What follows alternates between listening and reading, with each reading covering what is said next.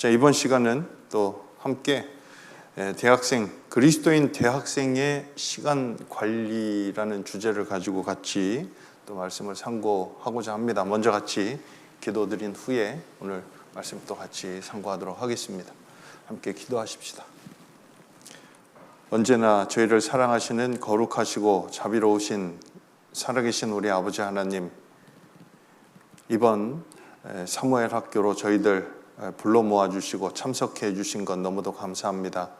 부족하고 연약한 저희들에게 충성된 마음과 진실된 마음을 더해 주시고 또 주의 말씀을 담대히 증거하는 또 지혜와 총명도 더해 주셔서 우리 주위에 아직 하나님의 은혜를 알지 못하고 또 복음을 깨닫지 못한 분들에게 주의 베푸신 그 놀라운 사랑과 은혜가 무엇인지, 하나님을 믿고 예수 그리스도를 믿는 바른 믿음이 무엇인지 분명히 올바로 선포하고 증거할 수 있도록 아버지 하나님, 주의 능력을 더딥혀 주시고 또 주의 사랑을 또 더딥혀 주시기를 간절히 기도합니다.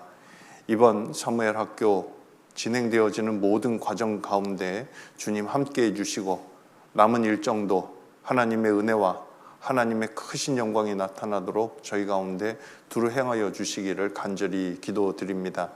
특히 이번 시간 또 주의 말씀으로 함께 교제하고자 말씀 앞에 모인 우리 형제 자매님들 일일이 그 마음도 붙잡아 주시고 또 주님 베푸신 은혜 속에 마땅히 해야 할 일이 무엇인지, 또 감당해야 될 것들이 무엇인지, 준비해야 될 것들이 무엇인지 더욱 주의 말씀으로 교훈하여 주시기를 기도드립니다. 시작부터 끝까지 모든 시간을 온전히 주 성령님께만 의탁합니다. 저희를 사랑하시고 지금도 저희를 위해서 기도하고 계시는 우리 주 예수님 이름으로 감사하며 기도드렸습니다. 아멘. 성경 찾겠습니다. 에베소서 5장을 찾죠.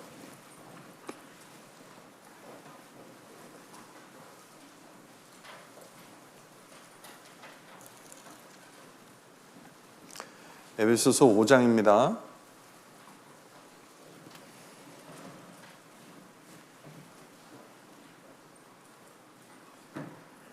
에베소서 5장 15절부터 에베소서 5장 15절로 17절까지 말씀입니다. 찾으셨죠? 네, 같이 읽겠습니다. 그런즉 너희가 어떻게 행할 것을 자세히 주의하여 지혜 없는 자 같이 말고 오직 지혜 있는 자 같이 하여 세월을 아끼라. 때가 악하니라. 그러므로 어리석은 자가 되지 말고 오직 주의 뜻이 무엇인가 이해하라. 오늘 이 말씀을 시작으로 해서 아까 말씀드린 대로 그리스도인으로서 특히 대학 시절을 보내고 있는 대학생들이 어떻게 시간을 관리하고 활용해야 할지에 대한 부분을 좀 살펴보고자 합니다. 먼저 좀 하나 생각을 해봅시다. 시간이 뭘까요? 생각을 해보자니까 대답을 안 해요. 생각만 하고. 그러면 시간이 뭔지 좀 생각나는 대로 얘기 좀 해줄래요? 시간이 뭐라고 생각합니까? 시간이 뭘까? 생각나는 대로 얘기해 줘봐요. 돌이킬 수 없는 것. 네, 시간의 특성 중에 하나입니다. 그죠? 또 유한한 것. 또 뭐라고 하셨어요? 네? 금 중에 제일 비싼 금, 지금. 고맙습니다. 이런 반응을 원한 건 아니었지만 금입니다. 시간에 대해서 먼저 좀 생각을 좀 해보려고 해요. 시간 정의하기는 어렵지만 이렇게 생각해 보면 어떨까 싶습니다. 우리는 매 순간 한 번도 경험해 보지 못한 새로운 시간 속에서 살고 있습니다. 매 순간, 매분, 매초 우리는 새 것을 경험하고 있어요. 그렇죠? 아까 어떤 형제님 말씀해 주셨는데 흘러갑니다. 예, 그 시간에 대해서 유명한 그런 명언들, 유명한 그런 이야기들이 많이 있는데 그 중에 하나가 이런 말도 있더라고요. 우리가 흐르는 강물에, 똑같은 강물에 두 번 발을 담글 수 없는 것처럼 시간은 한 번 지나가 버리면 똑같은 시간을 우리가 다시 사용할 수 없다고 이야기하는 말도 보았습니다. 시간은 일회용 중에 가장 비싼 것이 시간이라고 생각해요. 다시 쓸 수 없거든요. 한 번 지나가 버리면 그러면 다시 사용할 수 없는 것이 시간이라고 생각합니다. 근데 또 하나 생각해 보아야 될 게 있어요. 저 좀 봅시다.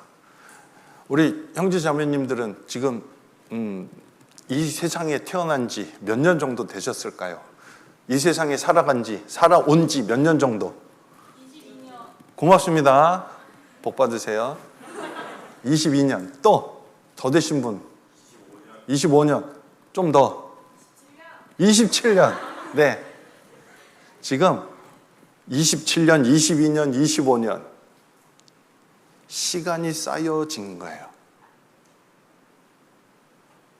바꿔 이야기하면 시간이 계속 켜켜이 쌓여서 되는 것이 나의 인생이라고도 이야기할 수 있어요.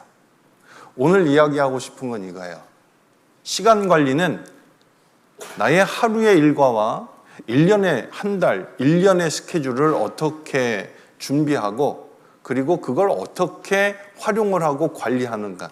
그건요, 유 선생님 찾아보면 많이 나와요. 누군지 알죠? 너튜브. 그 안에 보면 사람들이요, 귀가 가려워서요, 자기의 소욕을 충족시켜줄 많은 선생님들을 둡니다. 그게 우리 시대입니다. 정보가 너무 많습니다. 그러나 그 모든 세상의 말들을 뒤로 하고 오늘은 하나님의 말씀 가운데 우리가 무엇을 어떻게 시간에 대해서 생각을 하고 또 어떻게 관리해야 할까? 그리스도인으로서 하나님이 내게 주신 시간들을 어떻게 활용해야 할까 하는 것들을 집중적으로 생각해 보려고 합니다. 다시 말씀드리면 시간 관리는 바꿔 이야기하면 인생 관리라고도 이야기할 수 있다고 생각해요. 시간이 쌓여서 우리의 인생이 되거든요. 그 가운데 다시 돌아올 수 없고 다시 쓸 수 없는, 단 한 번밖에 쓸 수 없는 시간들을 우리는 어떻게 활용을 하고 있고 그 시간을 어떻게 활용하기 위해서 준비하고 있는가. 오늘 이 이야기를 좀 해볼까 합니다. 여기 에베소서 5장은 표시하시고 고린도전서 4장으로 가볼게요. 고린도전서 4장입니다.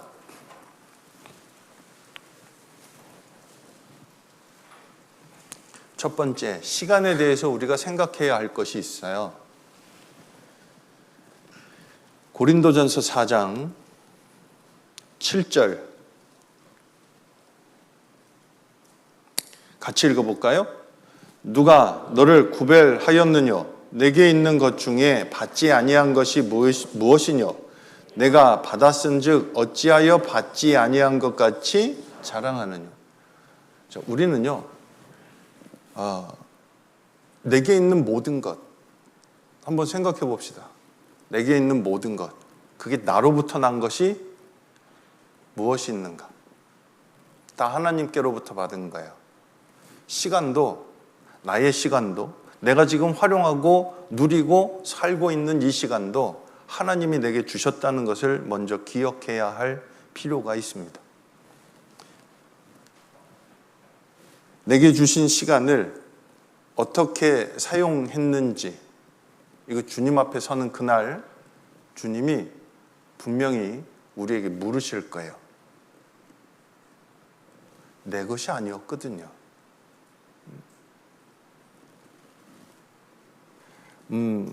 전도 집회 자료 중에도 우리가 자주 보았던 것이 있는데 80년 동안 산 한 노인이 자신의 생애를 시간의 양으로 계산을 했던 것을 본 적이 있습니다. 그렇죠? 근데 잠자는데 몇 년? 26년. 80년의 생애 가운데 몇 년을 잔다고요? 26년을. 그리고 일하는데 21년. 자기의 그 생애를 계산을 해보니까 그렇더라는 겁니다. 일반적인 통계가 그래요.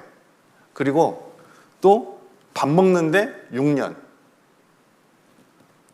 약속을 기다리다가 약속을 해놓고 남을 기다리는 그 시간이 5년. 그리고 불안하게 혼자서 낭비하는 시간, 불안한 가운데 혼자서 그냥 낭비하는 시간 5년. 세면하는데 228일. 이분이 남자분이니까 넥타이 매는데 18일. 그리고 아이들과 노는데 26일. 그리고 가장 행복했던 시간은 46시간 정도였다고. 하루가 조금 넘는, 이틀이 채 안 되는 80평생에 시간을 계산을 해보면 어떤 사람의 인생을 통틀어서 이 할아버지가 80년 동안 살아왔던 인생을 계산해 보니까 이렇더라는 통계를 본 적이 있어요. 우리가 자주 활용을 하는 자료이기도 하죠. 근데 한번 생각해 봅시다. 이분만 그럴까요? 잠자는데 몇 년? 26년. 공부하고 또 일하고 21년. 한번 생각해 보자고요. 우린 무엇 때문에 사는가? 무엇을 위해서 사는가? 첫 번째, 오늘 이야기하고 싶은 건 시간은 하나님이 내게 주신 여러 가지 은혜들 가운데 특별한 은혜라고 생각해요. 우리 중에 누구도 엄마, 나 좀 낳아주세요. 그래서 태어난 사람 있다 없다? 고맙습니다. 자기가 이 세상에 나고 싶어서 태어나고 싶어서 태어난 사람이 있어요? 어쩌다 보니까 이 세상에 태어났어요. 맞죠? 그리고 어쩌다 보니까 20대 청년이 되어버렸습니다.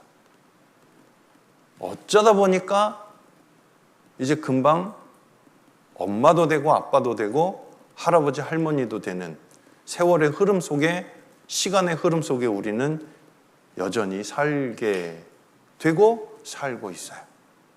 그죠? 하나님이 주신 시간이라는 것을 반드시 기억해야 해요.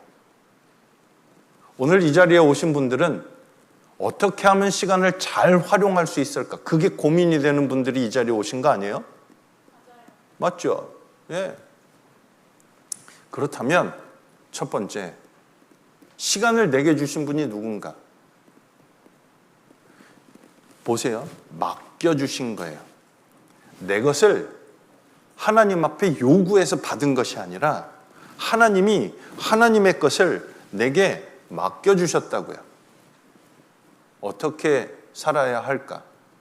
시간을 어떻게 관리하고 정말 유용하게 하나님을 기쁘시게 하는데 쓸 수 있을까? 그 첫 번째 출발은 시간을 주신 분이 하나님이시라는 것을 분명히 기억할 때 우리가 시간 관리를 어떻게 해야 할 것인가 더 명확해진다고 생각합니다. 하나님이 내게 맡기신 시간이에요. 그죠? 시편 39편 찾아봅시다.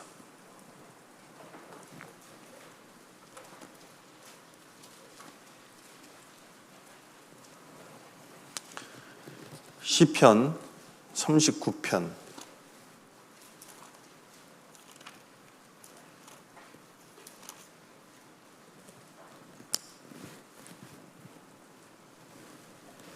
4절, 5절. 이번엔 형제님들이 같이 읽어주세요. 4절, 5절 형제님들만 같이 읽습니다. 여호와여 나의 종말과 연한의 어떠함을 알게 하사 나로 나의 연약함을 알게 하소서. 주께서 나의 날을 손넓이만큼 되게 하심에 나의 일생이 주의 앞에는 없는 것 같사오니 사람마다 그 든든히 선 때도 진실로 허사뿐이니이다. 첫 번째, 우리가 기억해야 될 건 내게 시간을 주신 분은 하나님이시다 라는 것을 기억해야 하고, 그리고 여기 또 있죠. 4절에 나의 종말과 연한의 어떠함을 알게 하사. 우리에게 주어진 시간은, 하나님은요 영원하신 분이에요. 맞죠? 근데 우리는 유한한 시간을 갖고 산다는 거예요. 두 번째 기억해야 할 겁니다. 뭐라고요? 우리에게는, 우리는 알지 못하지만, 보세요. 저 좀 봅시다. 한 번 죽는 것은 사람에게 정하신 것이라고 말씀하셨어요. 그걸 모르는 사람은 아무도 없어요. 다 알아. 맞죠? 그런데 우리 개인에게 우리 인생의 마지막 날은 숨겨져 있다는 것을 기억해야 해요. 그날이 언제인지 모릅니다. 바꿔 이야기하면 하나님이 내게 허락하신 시간이 얼마나 남아있는지 아는 사람은 아무도 없다는 거예요. 우리가 지금 활용하고 있는, 아까도 금입니다. 시간은 금 중에 제일 비싼 금이라고요. 어떤 거라고? 지금이요. 지금 우리는 하나님 앞에 살고 있어요. 하나님의 은혜 속에 살고 있어요. 언제요? 지금이요. 잠깐 후 미래의 일은 그건 내 것이 아닙니다. 하나님이 주신 시간을 나는 누구를 위해, 잘 들어야 돼요. 누구를 위해 어떻게 활용했는가, 이것은 하나님 앞에 분명히 계산되어집니다. 자신이 한계를 갖고 있다는 것을 기억할 때 우리는 하나님 앞에 더욱더 겸손해질 수 있어요.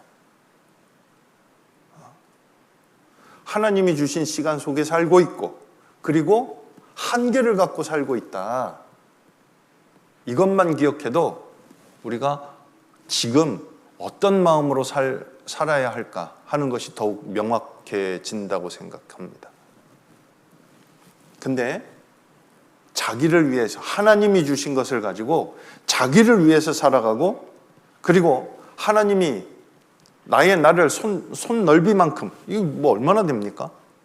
주의 앞에 없는 것 같다고, 그것을 갖고 있으면서도, 그것을 누리고 있으면서도 자기만을 위해서 살게 되어지면 하나님이 이렇게 말씀하실 거예요. 누가복음 12장이에요.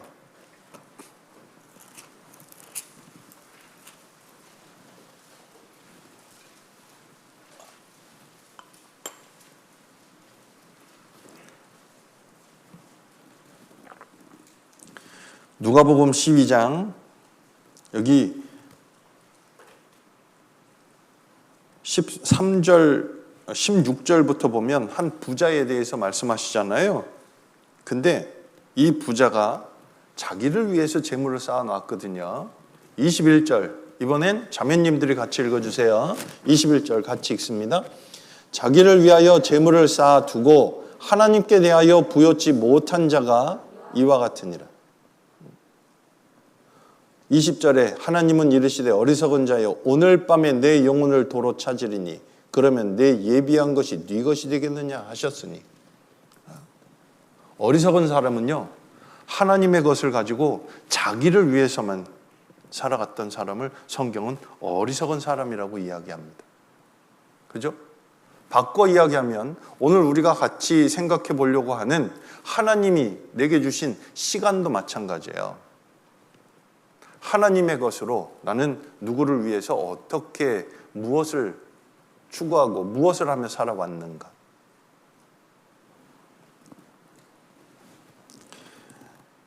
구원받기 전에는요 우리는 자신을 위해서 살아왔어요. 맞죠? 근데 구원받은 후에 우리는 분명히 알아요. 누구에게 속한 사람들이에요? 구원받은 사람들은 로마서 1장을 봅시다.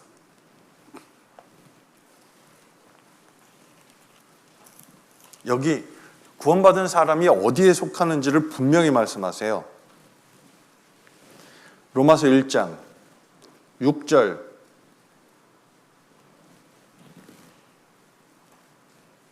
로마서 1장 6절입니다. 소속이 어딘지 분명히 말씀하시거든요. 같이 읽어볼까요? 너희도 그들 중에 있어 예수 그리스도의 것으로 부르심을 입은 자니라. 구원받기 전에는 그리스도 바깥에 있었던 사람들이에요. 근데 이제 그리스도 안으로 옮겨졌고 소속이 어디라고요? 여기 분명히 말씀하시죠? 예수 그리스도의 것으로 부르심을 입었다고. 예수 그리스도에게 속한 사람이 되는 겁니다. 그래서 우리 중에 누구든지 자기를 위하여 사는 자가 없고 또 자기를 위하여 죽는 자도 없도다. 우리가 살아도 주를 위하여 살고 죽어도 주를 위하여 죽나니 그러므로 우리가 사나 죽으나 주의 것이로라. 그 말씀하십니다. 왜 주의 것이거든요. 그러면 내게 맡겨주신 시간 이건 주님이 내게 맡겨주신 이 시간, 우리에게 구원받은 이후에 이 땅에서의 삶을 허락하신 데는 분명한 이유가 있는 거예요.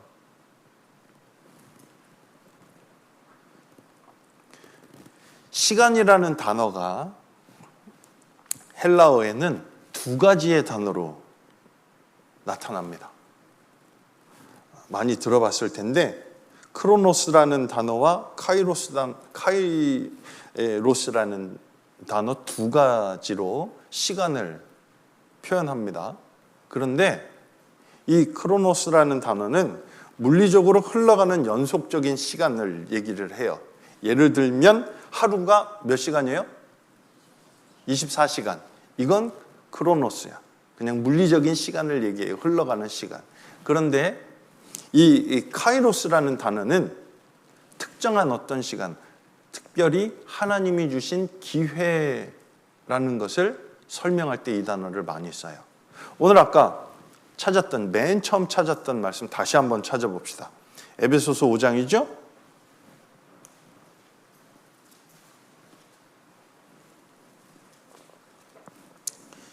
에베소서 5장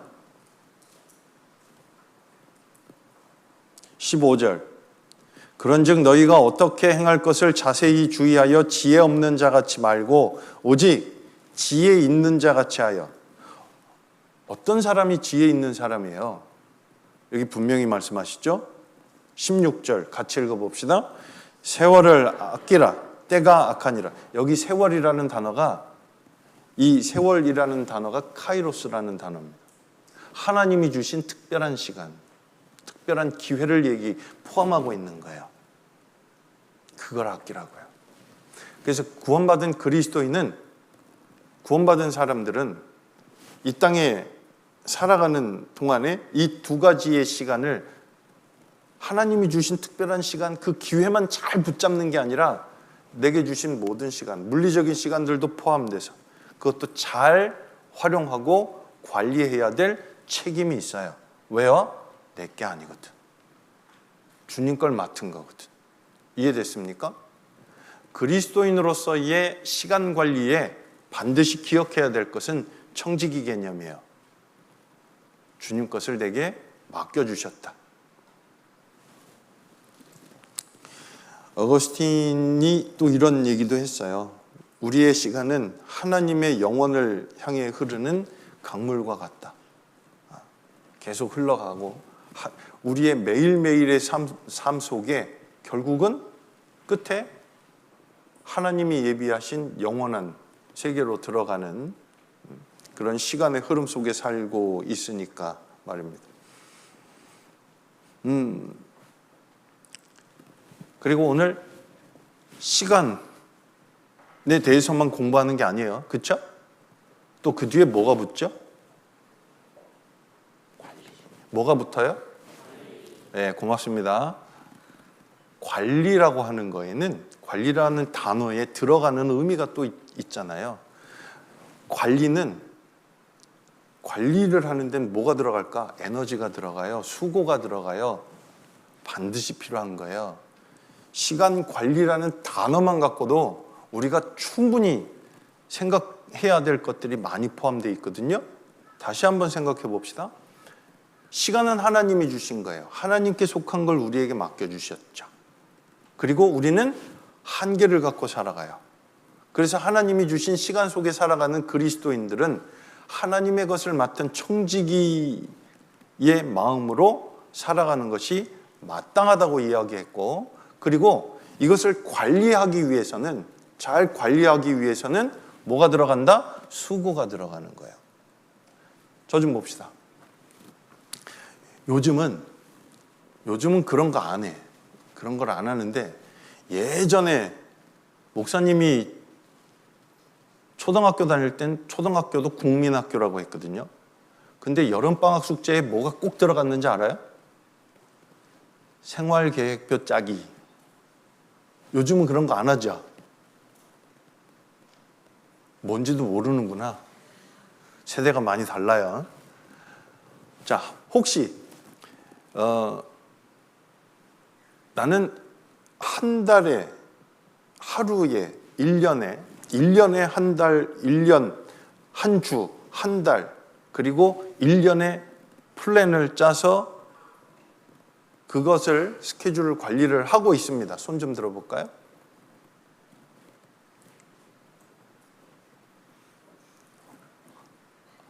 없는 거죠? 왜 이 얘기를 물어봤냐 하면, 시간 관리하면 꼭 생활계획표 짜는 것처럼 생각을 해서. 그게 아니에요. 즉 관리를 하려고 하는 건, 꼭 이런 마음으로 한다고 생각을 해요. 야고보서 5장을 찾아봅시다.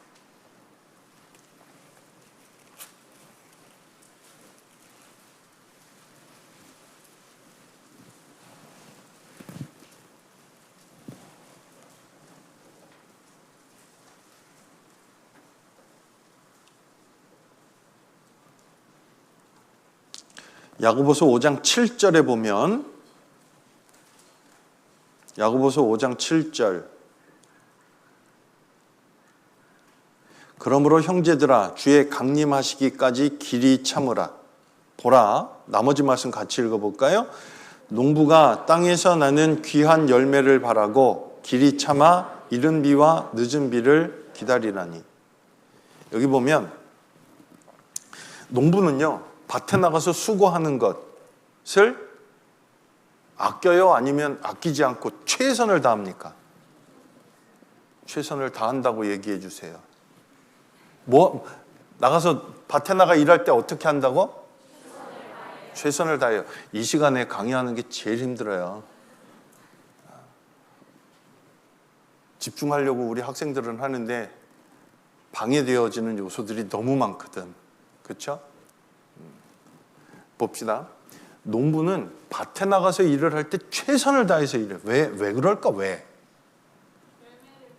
고맙습니다. 뭐 하려고? 열매를 바라기 때문이에요.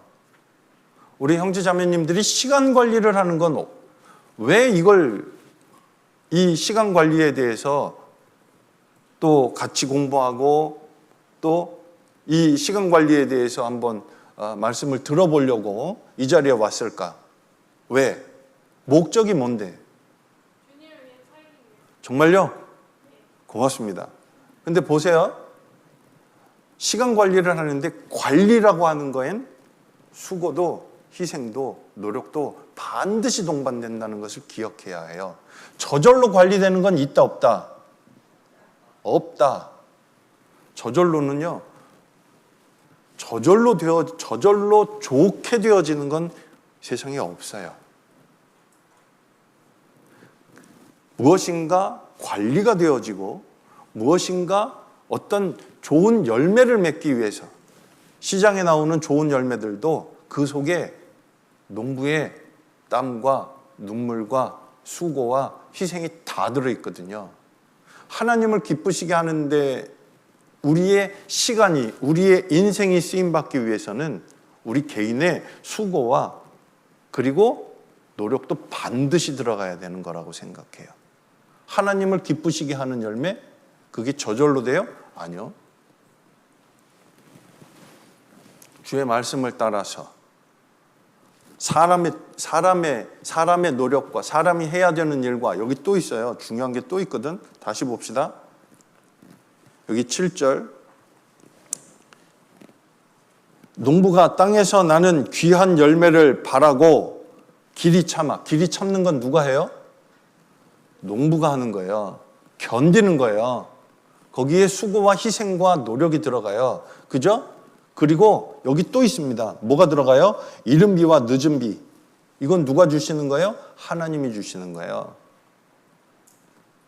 하나님이 우리에게 베풀어 주시는 놀라운 축복과 은혜가 하나님의 도우심이 있어야 되고, 그리고 우리 개인이 감당해야 되는 일도 분명히 있는 겁니다. 자, 더 이제 구체적으로 생각해 보기 전에 오늘 우리가 공부하려고 하는 게 뭐라고요? 시간 관리. 그죠? 제가 이거 준비하면서 시간 관리라는 네 글자로 우리 오늘 형제 자매님들이 좀 기억에 남았으면 좋겠다 싶어서 사행시를 준비를 해봤어요.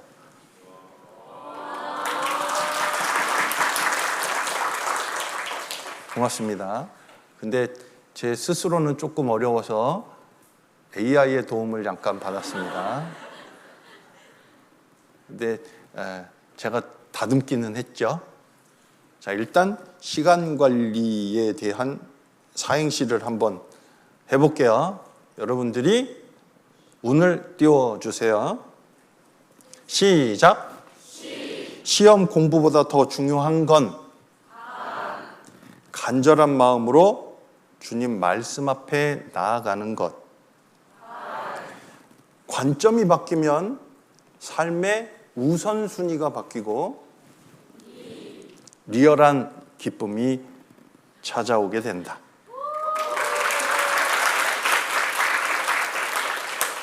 하나 더 있어요. 현실적인 걸 한번 해볼까요? 대학생들이잖아요. 한번 더 해봅시다. 이번에 우리 형제님들이 운을 좀 띄워주세요. 혼자 하지 마시고, 예, 우리 형제님들 전부 같이 운을 좀 띄워주세요. 시작. 시도 때도 없이 유튜브만 보면 간다 내 시간이 간다.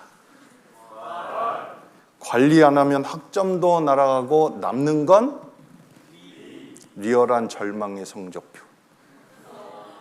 우울한 현실을 맞이하게 되는, 시간 관리를 안 하면 어떻게 된다고요? 우울한 성적표를 맞닥뜨리는, 관리되어져야 원하는 것도 얻을 수 있고, 그리고 하나님을 기쁘시게 하는 그런 준비되어진 삶을 살 수 있다고 생각을 해요. 혹시 이거 들어봤어요? 우리 인생을 평균 80년이라고 생각을 하면 몇 시간을 살아갈까? 몇 시간일까요? 얼른 계산해 보면 700, 800, 70만 800시간이더라고요. 80년에 365일을 곱하고 24시간을 곱하게 되면 70만 800시간이 됩니다. 근데 한번 생각해 봅시다.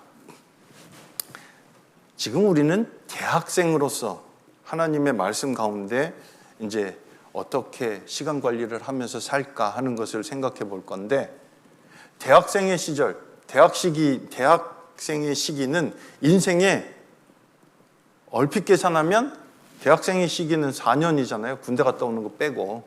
그죠? 공부를 더 하는 분들도 있겠지만 일단 4년으로 생각을 해보면 80년에서 4년, 그러면 5%예요. 맞죠? 맞아요? 맞을 거예요. 그런데 5%의 그 짧은 시간이 나의 인생에서의 5%에 해당되어지는 그 시기가 그 후에 24살, 25살 이후에 80년까지의 삶에 막대한 영향을 끼치는 시기인 것은 우리 모두가 잘 아는 거라고 생각해요. 인생 전체에 보면 짧은 시간이지만 그런데 그 짧은 4년의 시기가 우리 인생에 끼치는 영향력은 너무도 커요. 왜 그럴까? 그 남은 인생을 준비하고 그리고 계획하고 그 남은 인생에 어떤 방향을 전환하는 전환점 같은 역할을 하는 시기가 바로 그 대학생 4년의 시기이기 때문이라고 생각합니다. 대학 시기는 현실적인 면에서는 장래 인생을 설계하는 그런 기간이고요. 그리고 이 기간에 그 이후에 겪게 되어질 인생의 사회적인 지위의 대략 70%가 정해진다고 학자들은 이야기해요. 굉장히 큰 영향력을 끼치는 시기라고요. 그리고 또 이 대학 시기 4년은 자, 저 좀 봅시다. 박수 3번 시작. 힘내세요. 대학생의 4년의 시기를 사회적으로 보면 그 이후에 어떤 모습으로 어떤 삶으로 살아가게 될지에 대한 것을 준비하는 아주 막중한 영향력을 끼치는 시간이고 신앙적인 면에서 생각해 보면 어떨까? 어떤 시기예요? 대학생의 시기는. 하나 물어볼까요? 교회학교 교육 목표가 뭐죠? 교회학교 졸업했잖아요. 교회학교 교육 목표. 교회학교 졸업을 했어요. 저 손 좀 들어봅시다. 번쩍. 네. 교회학교 교육 목표 뭐를 공부를 한 거야 도대체? 이거는 숙제를 드릴게요. 여기 2층에 가면 교육원 2층에 엘리베이터 앞에 보면 현판이 붙어 있어요. 교육 목표가. 그걸 다 한 번씩 처음부터 끝까지 읽어보고 사무엘학교 끝났으면 좋겠습니다. 사무엘학교 끝나기 전에 무엇 때문에 공부했는지는 알아야죠. 근데 교회학교 교육 목표가 뭐냐 하면 전도서 12장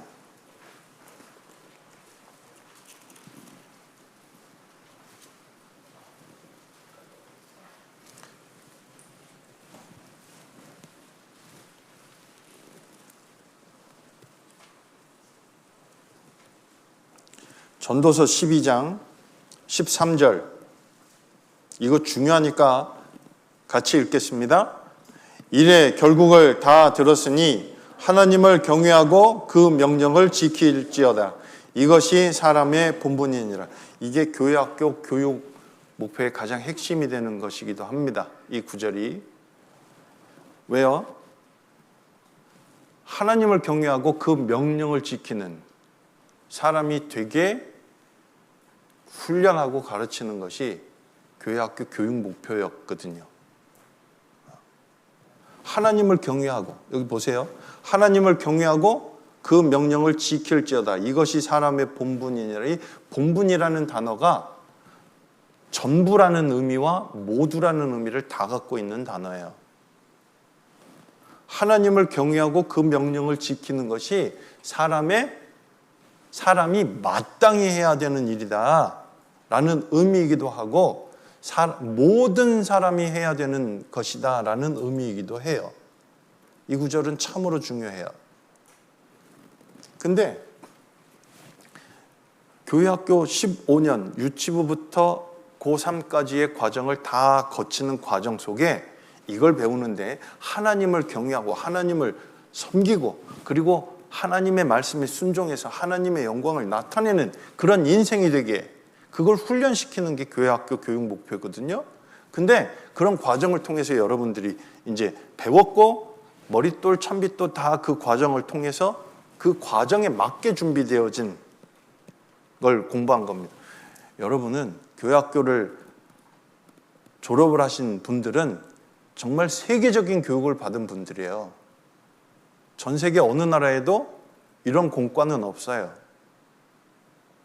미국에 있는 복음주의 교회에서 만들어진 공과를 제가 선교사로 있을 때 참고해서 그 나라 언어로 만들어 보려고, 근데 우리 한국에 우리 여러분들이 공부했던 찬빛 머릿돌을 따라오지 못해요. 세계적인 교육을 받은 겁니다. 자부심을 가져도 됩니다. 그리고 이런 교육을 하기 위해서 유치부 때는 뭐 해요? 생명의 원천이 하나님께 있음을 알게 하는 게 유치부 교육 목표예요.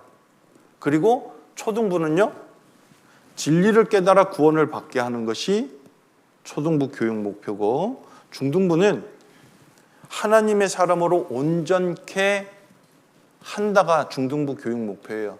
중등부 때 그래서 교제가 무엇이고 왜 말씀을 읽어야 되고 구원받고 난 다음에 신앙생활에 중요한 것들을 하나하나 배우고 익히는 과정이 중등부 과정이고, 고등부 때는요, 이제 그 과정을 통해서 하나님의 선한 일에 봉사하게 한다가 고등부 교육 목표거든요.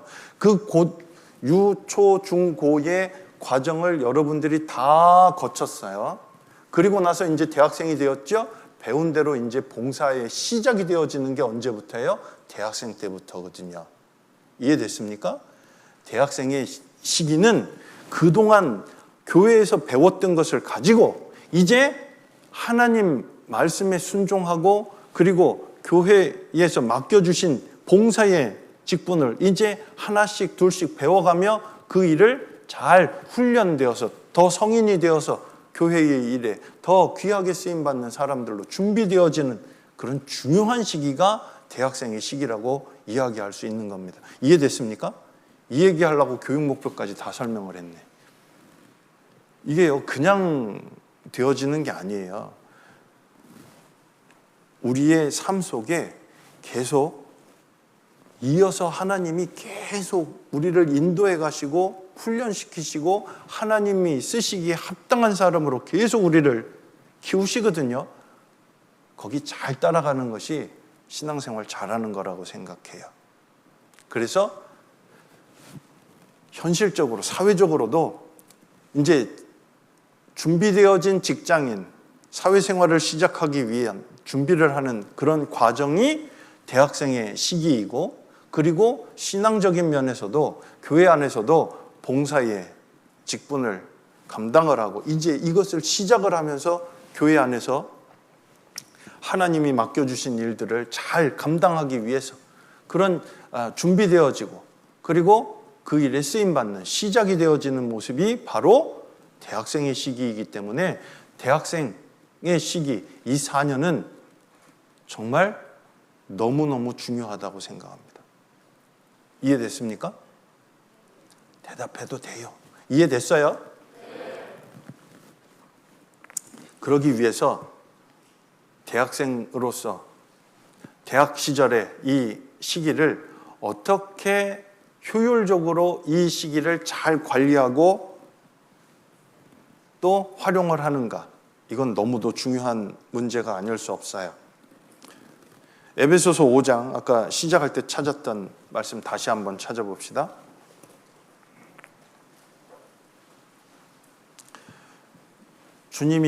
하나님이 내게 주신 시간을 효율적으로 관리하기 위해서는 첫 번째 16절 15절 제가 읽을게요.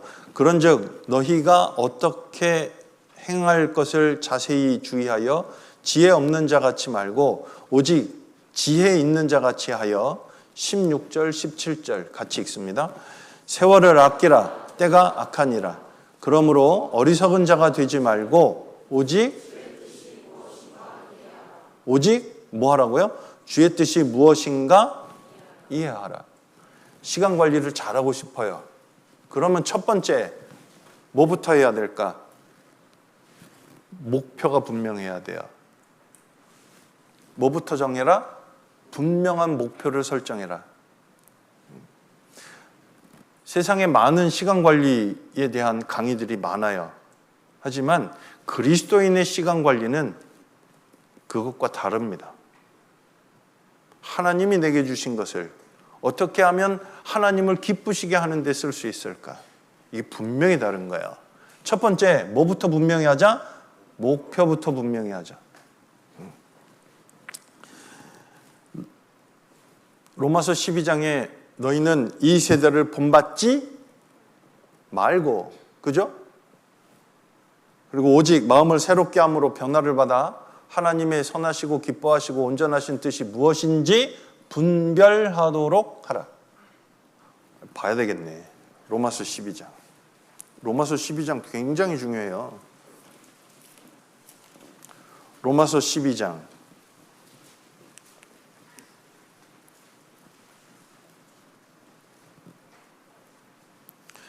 로마서 12장 2절.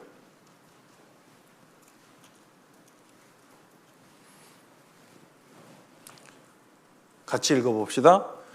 너희는 이 세대를 본받지 말고 오직 마음을 새롭게 함으로 변화를 받아 하나님의 선하시고 기뻐하시고 온전하신 뜻이 무엇인지 분별하도록 하라. 자, 목사님이 읽어드리는데 제가 읽어드리는데 밑줄 쳐볼까요? 분별하도록 하라. 시험엔 안 나와요. 그러나 우리가 대학생의 시기를 정말 하나님이 주신 이 귀한 시간들을 어떻게 하나님을 기쁘시게 활용하고 사용할지에 대한 것을 정하는 데는 정말 도움이 된다고 생각해서 말씀드릴게요. 여기 보면 첫 번째 뭐 하라고요? 분별하는 것부터 시작이죠. 근데 거기 위에 동그라미 쳐야 될 게 있어요. 하나님의 선하시고, 선에 동그라미 쳐보세요. 선.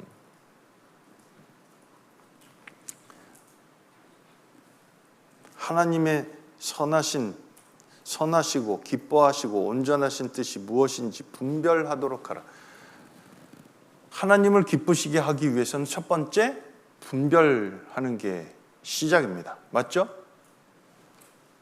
하나님의 선하신, 선과 악의 기준이 도덕적인 기준이 아니에요. 하나님의 말씀에 순종하는지 그리고 순종하지 않는지 거기에 따라 달라져요. 그리고 여기 뒤에 9절 봅시다.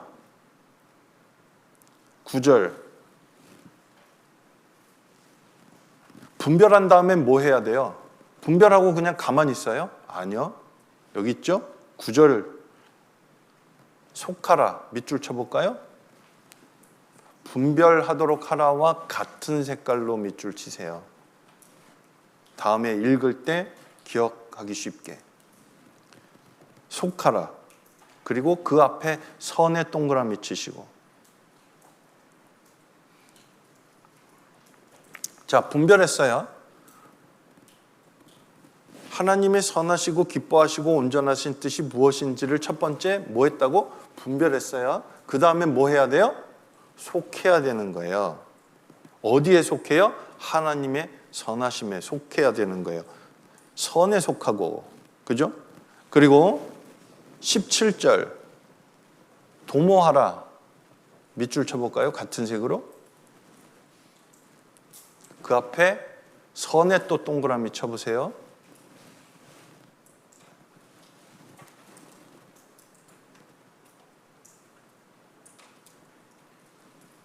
그리고 21절 이기라.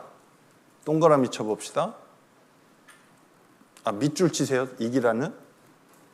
선에 동그라미 치고. 됐어요? 다 하셨어요? 그럼 이걸 이제 좀 생각을 해보죠.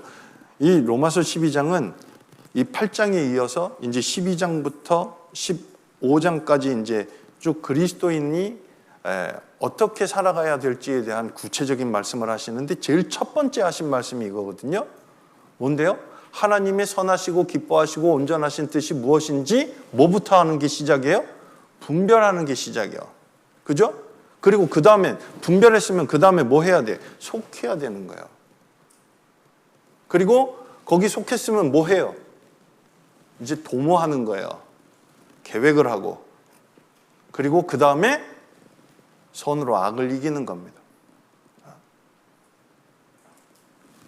이게 신앙생활에 우리가 그리스도인으로서 하나님의 말씀을 분별하는 것만으로 끝나면 그 뒤가 없거든.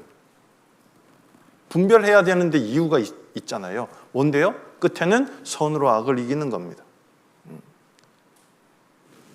근데 그러기 위해서 두 가지의 과정이, 프로세스가 있죠.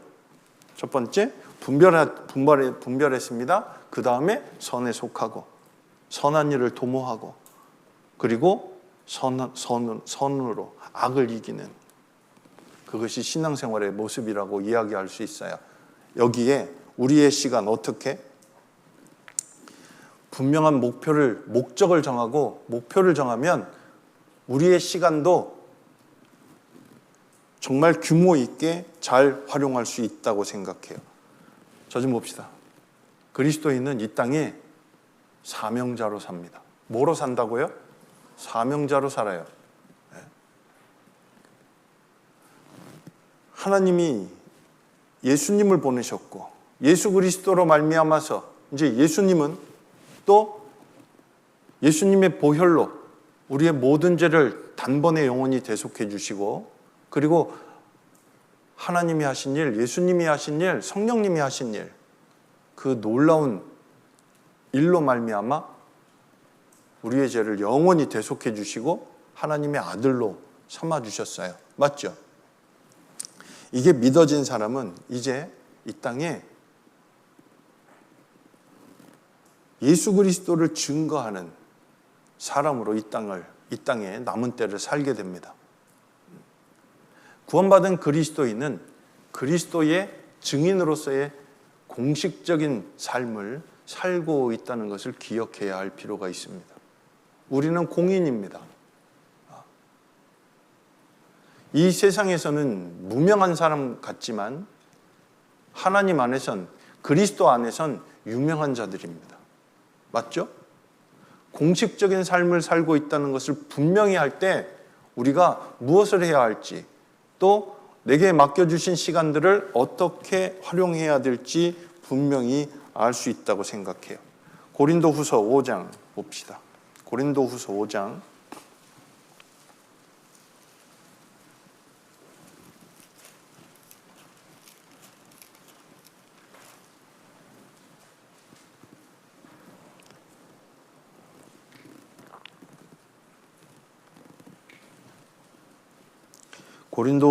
18절.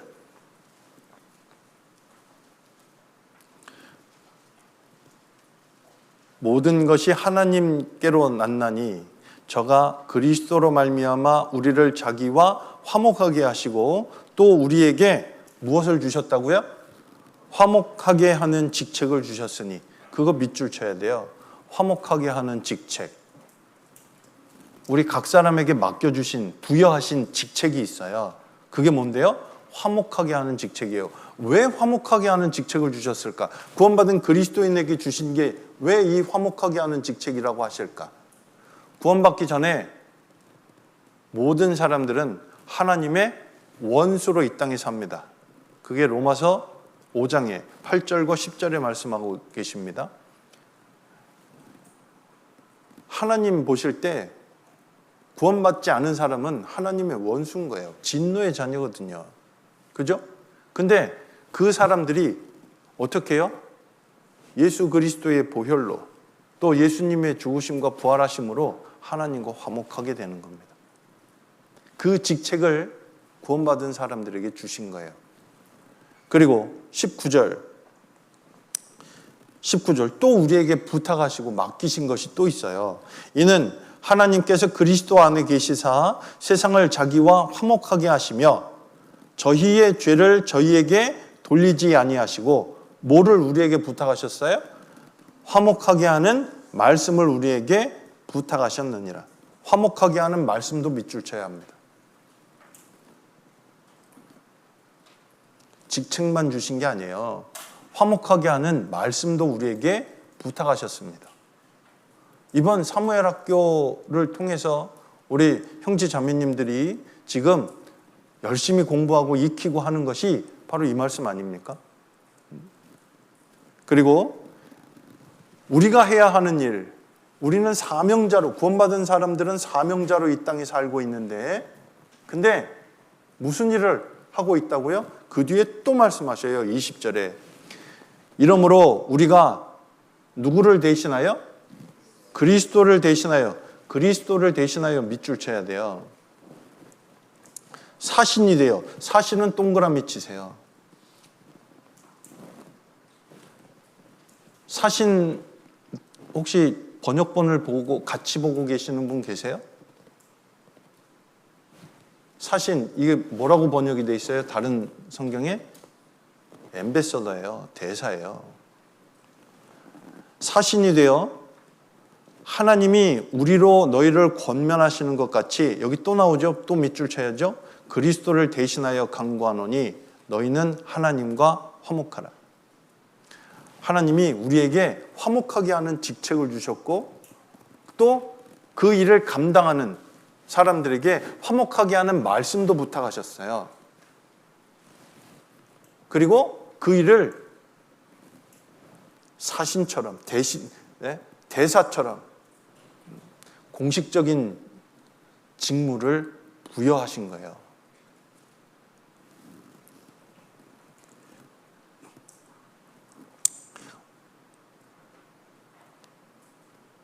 우리가요, 한번 생각해 봅시다. 저 좀 봅시다. 어떤 사람은 70년, 80년의 인생을 살아가는데 살며 이 세상을 떠나면서도 아쉬워하고 안타까워하고 막 아쉬운 것이 잔뜩 있는 인생이 있는가 하면, 어떤 분은 30년의 짧은 생애를 살면서도 다 이루었다. 예수님이 그러셨죠. 예수님의 삶은, 예수님의 인생은 십자가로 향해 있었어요. 초점이 거기였거든요. 짧게 살고 길게 살고 그게 중요한 게 아니에요. 하나님이 맡겨주신 일을, 그 일을 어떻게 감당했는가, 그게 더 중요한 거 아니겠습니까? 시간 관리의 초점은 거기에 있다고 생각해요. 우리가 시간을 아끼고 시간을 낭비하지 아니하고, 그리고 시간을 잘 관리해서 하나님이 내게 맡겨주신, 주님이 내게 맡겨주신 그 일을 끝까지 주님 앞에 서는 그날까지 최선을 다해서 잘 감당하다 주님 앞에 서게 되어진다면 그 인생은 하나님을 기쁘시게 하는 인생이 되리라고 생각합니다. 그죠? 그래서 첫 번째, 시간을 잘 활용하기 위해서는 분명한 목적을 정하라고요. 나는 무엇을 위해서 살고 있는가? 이게 명확하면 두 번째 것도 따라와요. 그게 뭔데요? 우선순위를 정해야 되거든요. 시간 관리에 대한 내용들을 여러 가지를 살펴봐도 이 우선순위에 대한 이야기 많이 하거든요. 근데 그리스도인으로서의 우선순위, 이 우선순위는 저 좀 봅시다. 이 우선순위와 관련되어진 단어가 있어요. 가치관입니다. 이 우선순위와 관련되어진 우선순위를 정하는 데 있어서 반영되어지는, 그 우선순위에 반영되어지는 것이 가치관이거든요. 돈이 우선이에요. 가치관이 거기에 있거든요. 우리는 우선순위, 그러면 단어 생각나는 거 있죠? 먼저.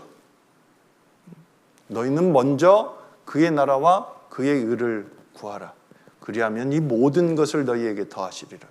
고 약속하셨어요. 먼저가 있어요. 우리의 삶의 먼저는 무엇인가? 나의 삶을 움직이는 가치관이 무엇인가? 그거 한번 생각해 보자고요. 시간 관리에 반드시 들어가야 되는 내용입니다.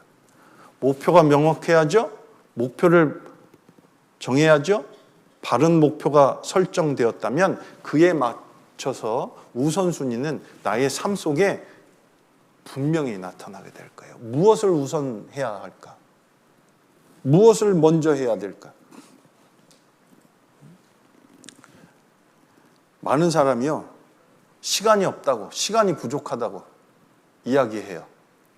근데 정말 시간이 부족할까? 시간이 부족한 것보다 그 사람의 삶을 가만히 살펴보면 우선순위가 명확하지 않으니까 이게 무엇을 먼저 할지, 이게 명확하지 않으니까요, 뒤죽박죽이 되어버리는 경우를 볼 수 있어요. 나의 삶 속에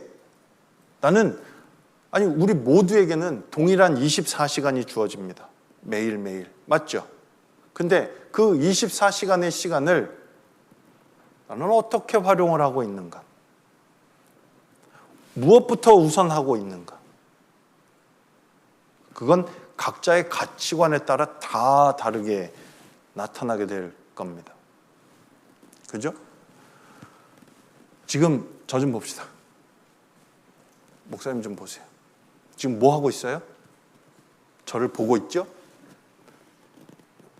생각은 여러 개를 할 수 있어. 근데 행동은 지금 강당에 앉아서 말씀을 듣고 저를 쳐다보는 행동을 한 가지밖에 못 한다고요. 그죠? 동시에 여러 가지를 동시에 진행을 하기에는 우리는 많은 한계를 갖고 있습니다. 어떤 것부터 해야 할까? 바쁜 것부터? 아니요. 중요한 것부터. 근데 그 중요한 것을 결정하는 데 있어서 가치관이 반드시 반영이 되거든요. 뭐가 중요하냐 말이에요. 나의 삶 속에.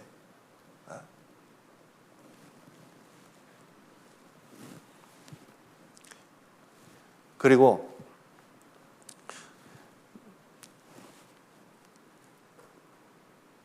우선순위가 정해지면, 그리고 효율적으로 시간을 쓰기 위해서는 계획을 세워야 돼요. 아까 분별했죠? 로마서 12장에. 그 다음에 뭐였어요? 속하라 그랬고, 그 다음에 도모하라 그랬어요. 계획을 세우는 거예요. 준비하는 거예요. 그리고 그걸 실행으로 옮기는 게 이기는 거예요. 하나님의 말씀을 따라서. 자, 세 번째 단계는 계획을 잘 세워야 돼요.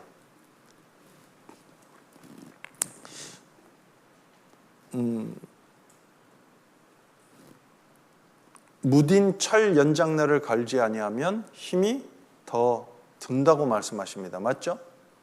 아브라함 링컨도 이런 이야기를 했거든요. 나무를 베는데 내게 1시간이 주어진다면 나는 뭐부터 할래요? 도끼날을 날카롭게 가는데 45분을 활용하라 하겠다고. 나머지 15분만 패는 거야, 나무를. 더 효과적으로 일을 하기 위해서 계획하고 준비하는 것이 얼마나 중요한지에 대한 것도 우리는 너무도 잘 알고 있습니다. 시편 90편을 찾아볼까요?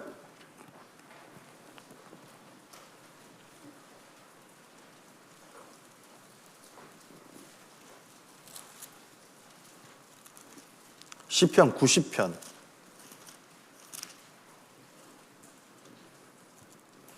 12절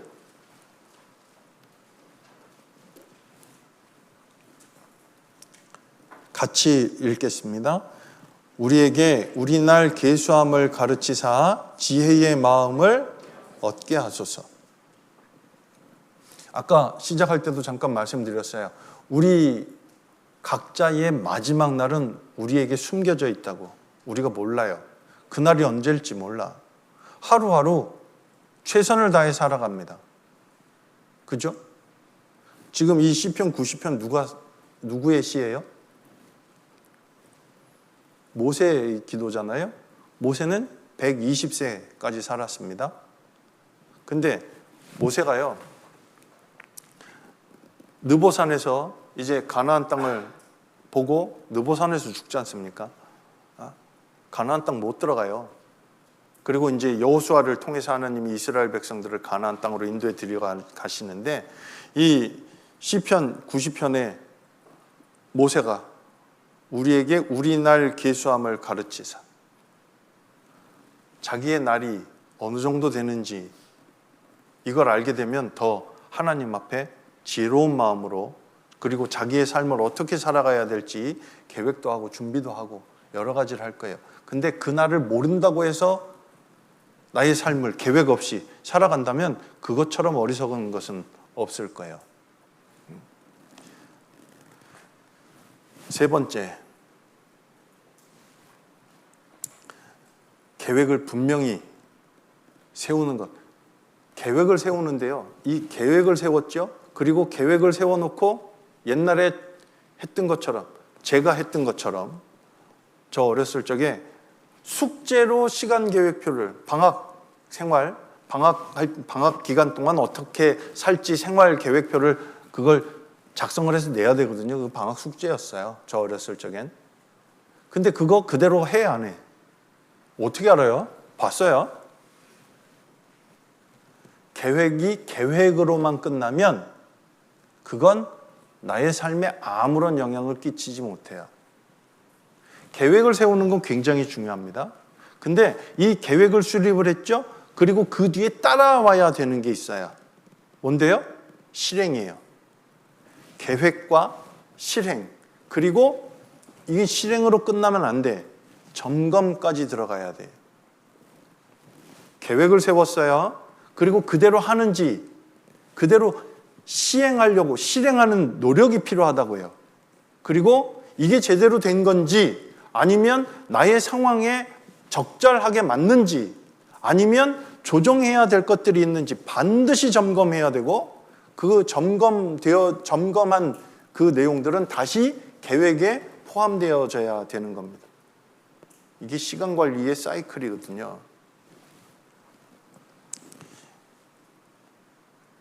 그리고 실행할 때는 부지런해야 합니다. 그리스도인으로 사는 건 다른 사람들이 알지 못하는 또 다른 삶을 살아가는 거거든요. 시간을 더 많이 정말 아껴서 활용해야 된다고 생각합니다. 그래서 성경에 부지런하여 게으르지 말고 열심을 품고 주를 섬기라고 말씀하셨고, 잠언 10장, 그 뒤에 있으니까 찾아봅시다. 잠언 10장.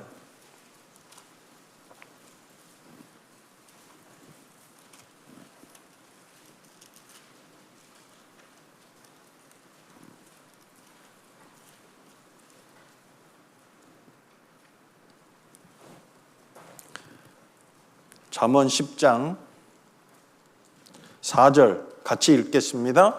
손을 게으르게 놀리는 자는 가난하게 되고 손이 부지런한 자는 부하게 되느니라. 이런 말씀 성경에 많습니다.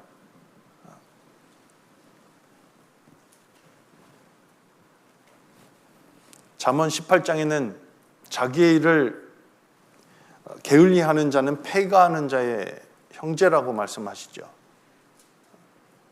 보세요. 이제 정리를 좀 해볼게요. 하나님이 내게 맡겨주신 시간을 정말 잘 하나님을 기쁘시게 하는 시간으로 효율적으로 활용하기 위해서는 첫 번째, 목표가 분명해야 돼요. 분명한 목표를 세웁시다. 그러기 위해선 분명한 목표를 세우기 위해서는 나는 어떤 사람으로 이 땅에 살고 있는가, 이게 명확해야 되고, 분명한 목표가 세워지면, 그리고 하나님이 내게 맡겨주신 사명이 있다는 것을 기억하게 될 때 우선순위가 달라지게 돼 있어요. 왜요? 가치관이 다르거든요. 세상 사람들의 살아가는 방식과 그리스도인이 살아가는 방식은 분명히 다른 거예요. 그렇죠? 그게 똑같을 수가 없어요. 똑같으면 저랑 따로 만나야 돼요. 이래도 웃지도 않고. 똑같을 수가 없거든요. 똑같아서도 안 되고. 그리고 우선순위가 분명해지고 그 다음엔 계획을 세워야죠. 구체적인 계획을 세우고 그 계획을 세운 것을 뭐 해야 된다? 실행해야 돼요. 실행할 때는 부지런함으로 성실함으로 그 계획을 세운 것을 실행하는 거고, 실행하는 것으로 끝나는 게 아니라 뭐 또 해야 된다? 점검도 해야 되는 거예요. 아니 대학교 1학년 때와 대학교 4학년 때의 계획표가 똑같으면 그것도 문제예요. 아니에요? 대답을 안 하네. 그 달라야 돼요. 분명히 다를 수밖에 없어요. 생활이 다르고 그리고 추구하고 그리고 감당해야 되는 것이 달라졌는데 똑같다고? 그럴 수 없거든요. 그리고 점검하고 난 다음엔 자기의 그 계획한 것에 다시 반영을 하고, 이게 선순환이 되는 것이 하나님이 맡겨주신 시간을 정말 효과적으로 활용할 수 있는 그리스도인의 모습이다라고, 그리스도인 대학생의 모습이다라고 생각합니다. 그리고 하나님이 내게 맡겨주신 시간은 낭비되어서는 안 되죠. 왜요? 첫 번째, 시간은 하나님이 내게 맡기신 거기 때문에 낭비되어서는 안 됩니다. 그리고 두 번째, 하나님이 내게 맡겨주신 이 시간이 보세요. 너무 짧아요. 너무 짧아. 어느덧 여러분 지금 20대에 들어왔죠. 그죠? 자, 박수 3번 시작.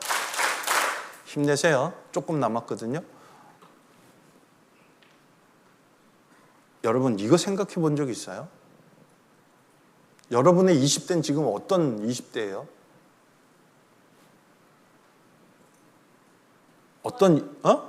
좋아요. 어떤 20대를 살고 있어요? 또 20대로 돌아가라고 그러면 다시 돌아가서 또 20대를 살고 싶어요? 그럼 다윗의 20대는 어땠을까요? 요셉의 20대는 어땠을까요? 요셉의 20대는 노예로 살았고 왕의 지하 감옥에서 살았어요. 다윗의 20대는 황무지에서 살았거든요. 사울에게, 그 당시에 최고 권력자인 사울 왕에게 목숨을 건 그의 추격을 계속 따돌리면서 황무지에서 10년을 살았거든요. 편안한 삶이 아니었다고요. 근데 그 기간이 요셉을 위대하게 만드는 시간이었어요. 하나님을 의지하는 것을 배웠고, 하나님의 말씀에 순종하고, 그리고 하나님의 도우심과 인도하심 속에 살아가는 법을 그 시기에 배웠거든요. 편안함,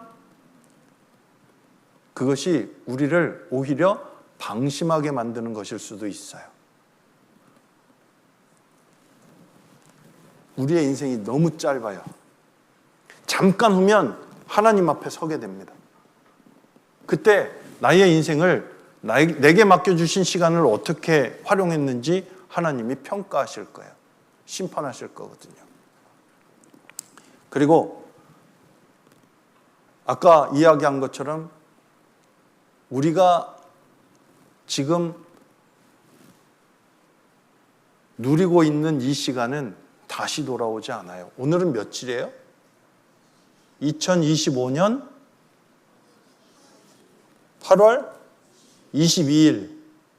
오늘 8월 22일 이 날도 저와 여러분의 인생에 단 한 번밖에 쓰지 못하는 시간을 우리는 지금 같이 공유하고 있고 같이 보내고 있어요. 다 지나가거든. 낭비해서는 안 됩니다. 조나단 에드워즈는 이렇게 이야기했어요. 게으름은 모든 죄의 문이다. 시간을 허비하는 것은 하나님께서 주신 선물을 멸시하는 것이다 라고 이야기했죠.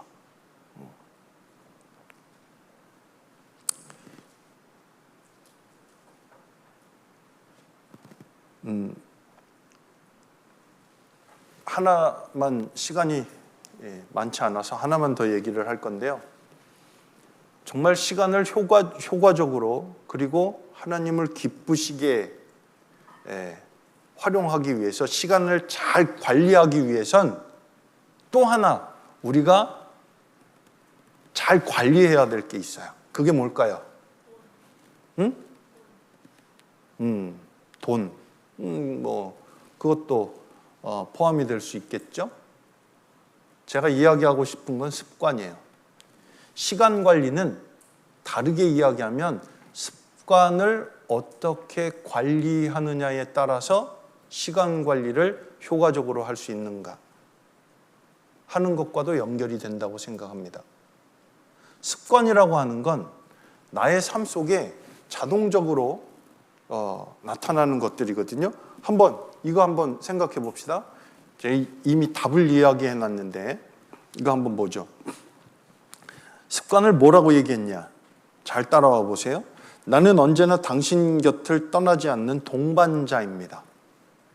나는 당신의 가장 충실한 조언자일 수도 있고 가장 무거운 짐일 수도 있습니다. 나는 당신을 밀어 올릴 수도 있고 아니면 실패의 나락으로 끌어내릴 수도 있습니다. 당신은 당신이 하는 일 가운데 절반을 나한테 떠넘길 수 있습니다. 그러면 나는 순식간에 그리고 정확하게 그것을 해치웁니다. 나를 다루는 일은 쉽습니다. 나를 꽉 붙잡고 있기만 하면 됩니다. 일을 어떻게 했으면 좋은지 정확하게 보여만 주십시오. 몇 번만 연습하면 나는 자동으로 해냅니다. 나는 모든 위인의 하인입니다. 하지만 실패자의 하인이기도 합니다. 위대한 사람이라면 나는 위인을 만들어냅니다. 나는 기계처럼 정확하게 움직이지만 그렇다고 기계는 아닙니다. 인간의 지성을 가지고 있을 따름입니다. 당신은 나를 움직여 이득을 볼 수도 파멸을 맞을 수도 있습니다. 어느 쪽이든 나한테는 아무 상관도 없습니다. 나를 꽉 붙잡고 훈련시키십시오. 그러면 당신에게 이 세상을 드리겠습니다. 나를 편히 놓아주면 당신을 파멸로 인도할 것입니다. 나는 바로 습관입니다. 습관은 여기 이 내용들을 정리를 해보면요. 습관은요. 중립적인 거라는 거예요. 좋은 쪽으로 쓰이게 되면 성공을 하게 될 것이고 반대로 악하게 쓰이면 실패를 경험하게 될 거라는 얘기죠. 그리고 습관은 자동성을 갖고 있다고요. 몇 번만 반복적으로 행하게 되면 그것은 습관이 돼버려요. 잘 들어야 돼요. 한 번의 선택이 그게 매번의 선택이 몇 번만 반복이 되면 그게 뭐가 된다? 습관이 돼요. 그 습관이 나도 모르는 사이에 나의 시간 속에 이게 반복적으로 나타나게 되면 좋은 습관이라면 시간을 정말 효율적으로 활용하게 되겠지만 잘못되어진 습관이라면 시간을 낭비하는 쪽으로 활용하게 될 겁니다. 그리고 그 습관이 이런 말도 있죠. 이건 지금 제가 읽어드린 것은 여러 책, 습관에 관련되어진 책이나 자기계발서에 대한 책에 많이 인용되어지는 구절이기도 해요. 근데 오늘 이야기하고 싶은 건 반복되는 일상 속에서 어떤 습관을 갖냐. 오늘 우리 대학생 형제 자매님들에게 꼭 이야기하고 싶은 것 중에 하나입니다. 습관을 다스려라.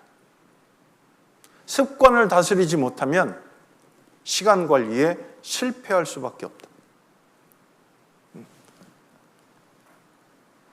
습관은 수많은 나의 하루의 일과 중에 여러 개를 정말 정신적인 부담 없이 처리하게 돼. 자동적으로 반응을 하니까.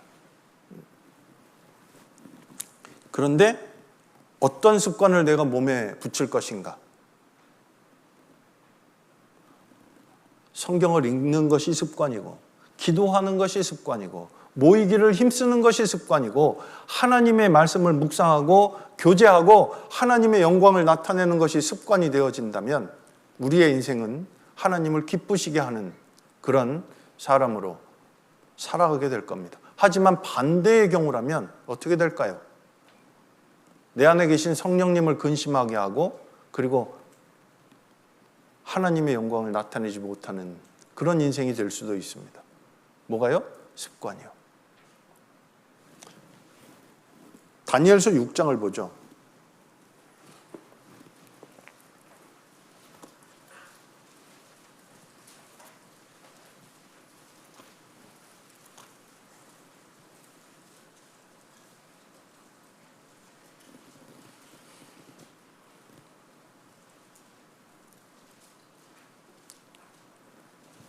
다니엘서 6장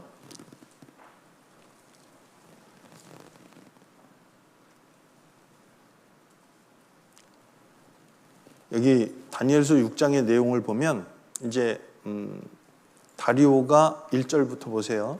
다리오가 자기의 심원대로 방백 120명을 세워 전국을 통치하게 하고 또 그들 위에 총리셋을 두었으니 다니엘이 그 중에 하나이라. 이는 방백들로 총리에게 자기의 직무를 보고하게 하여 왕에게 손해가 없게 하려 함이었더라. 이제 다리오가 전국을 120명의 방백, 이제 이 공무원들을 세워서 이제 나라를 다스리게 하는데 그 위에 총리셋을 뒀는데 다니엘이 그 중에 하나였어요. 그죠? 근데 이때 다니엘의 나이는 80세가 넘었을 때입니다. 몇 세가 넘었다고요? 80세가 훨씬 넘은 그 시기예요. 그런데 여기 4절 봅시다. 4절. 우리 형제님들이 같이 읽어줄래요?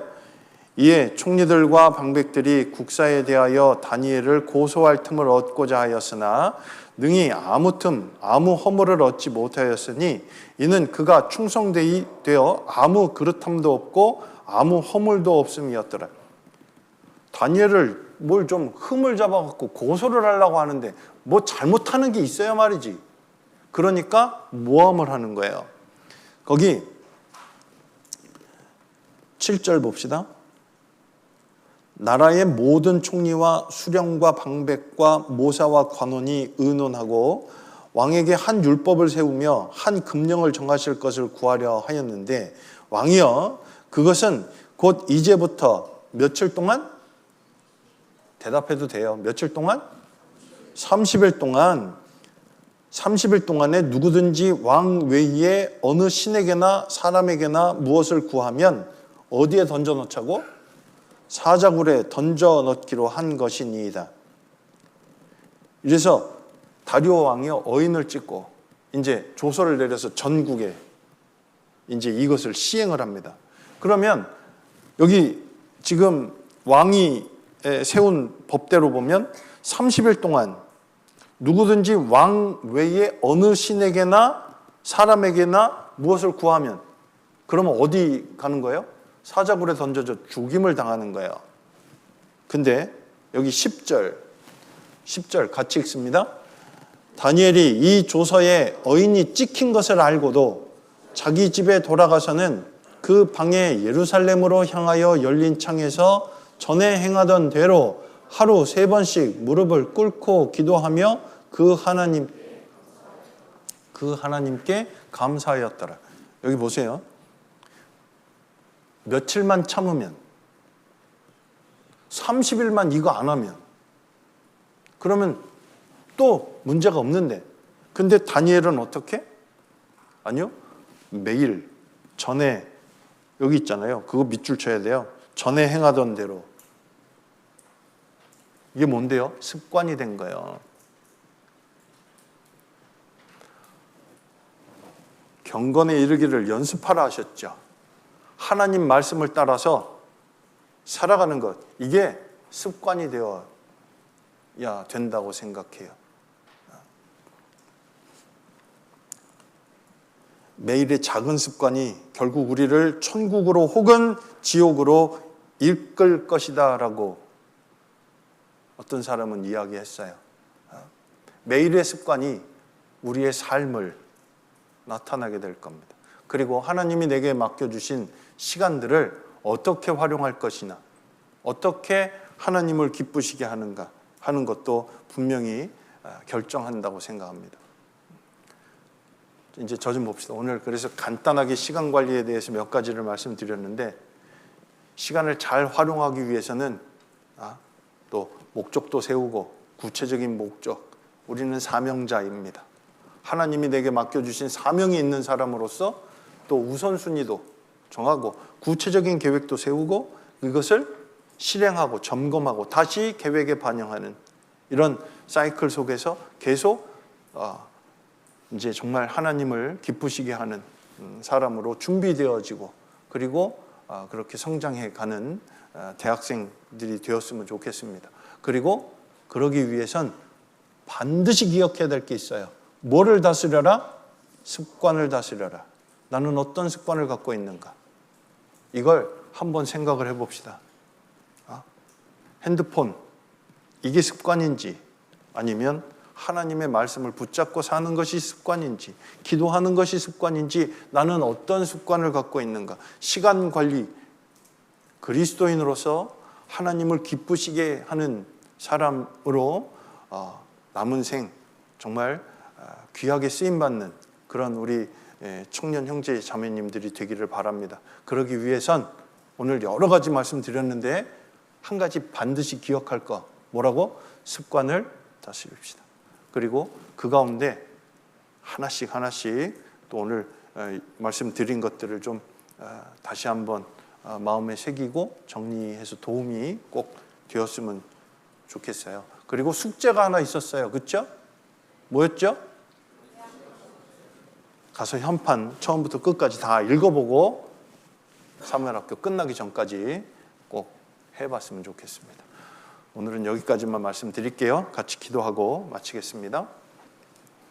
우리를 사랑하시는 아버지 하나님, 부족하고 연약한 저희들에게 주의 베푸신 그 놀라운 은혜와 또 더해 주시는 그 은혜들을 더욱더 알 수 있도록 총명과 지혜를 더해 주시고, 감사함으로 부탁하신 모든 일들을 온전히 감당할 수 있게 도와주시기를 기도합니다. 이후에 남은 일정도 주님 인도하여 주시옵고, 하나님의 영광이 나타나고 하나님의 은혜만이 나타나는 귀한 교제의 시간들이 될 수 있도록 남은 일정도 도와주시길 간절히 기도합니다. 그리고 우리 각자에게 맡겨주신 위치로 돌아갔을 때 정말 하나님을 기쁘시게 하는 사람들로 준비되어져 정말 남은 생 하나님의 영광을 나타내는 귀한 인생이 되어지도록 주님 도와주시고 인도해 주시고 하나님의 뜻에 따라 더욱 거룩하게 사용해 주시옵소서. 저희를 사랑하시는 우리 주 예수님 이름으로 감사하며 기도드렸습니다. 아멘. 수고하셨습니다.